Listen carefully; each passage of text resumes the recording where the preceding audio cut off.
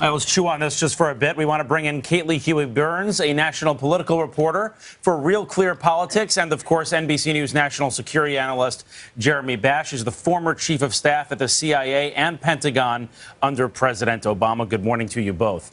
Caitlin, let's start with you. You've been talking to your sources in the White House. What is the mood this morning? Their boss was just fired via Twitter after days of being insulted online. Certainly a significant turning point in this White House. Reince Priebus and Donald Trump never had the kind of rapport that presidents typically have with their chiefs of staff. General Kelly, on the other hand, enjoys the respect of the president, which is key here. We know that the president has an affinity for generals, and he's developed a really good rapport with General Kelly at his post in DHS. Kelly is seen by the president as a very effective leader in that post, particularly on the agenda items. So an important pivot point, but also someone who is going to have to manage various factions within the White House. Are staffers positive about this change? Are they looking forward to maybe having a more direct line of power? Well, what the biggest question remaining is what the hierarchy will be like, what latitude General Kelly has to operate in this White House, what kind of position he can be in to restore or to bring, I should say, impose discipline, which is really important. Let me follow up on that then, because Jeremy, obviously, you know John Kelly well, having worked closely with him at the Defense Department.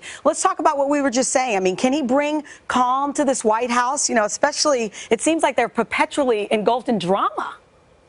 Well, Chanel, I know John Kelly well, as you referenced. I traveled all around the world with him. He's a great American. He's a great patriot. And we should note that he and his wife, Karen, have dedicated their lives to public service in a way that most Americans may not even appreciate. They, of course, lost one of their sons, Robert Kelly, a Marine in action in Afghanistan. They know the meaning of sacrifice. And I think the real reason that John decided to do this job and say yes to the president when he called was because he really cares about public service.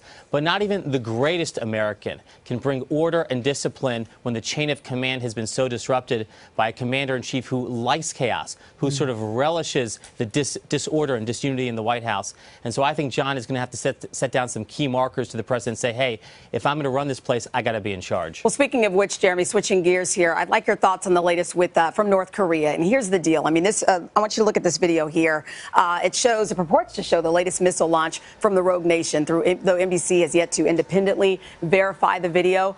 Local broadcasters say this is believed to be another intercontinental ballistic missile launch. So based on its trajectory and time in flight, analysts now believe the North Koreans have the capability of reaching the interior U.S., including major U.S. cities. So with that said, how big of a development is this? And do you expect the Trump administration to react to it? This is a fairly significant development because until now, North Korea only had enough range on their missiles to potentially hit maybe the outer islands of Alaska, maybe Hawaii. With the range of this missile, they could potentially hit the entirety of the United States.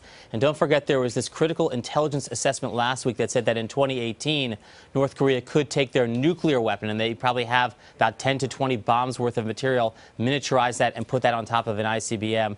And so we have to undertake some significant diplomacy and potentially prepare to shoot down any missile that comes our way. We only have seconds left, and I want to get both your takes on this. Jeremy, you first in just these seconds. Anthony Scaramucci went after Reince Priebus and Steve Bannon in that New York Magazine article. Do you believe that Steve Bannon stays at the White House? I don't know, but I think John Kelly will impose order and discipline, and I'd bet on John Kelly. What do you think? John Kelly and Steve Bannon actually have a good relationship, so we'll see what that portends for the future. All right. Caitlin, Jeremy, thank you both very much.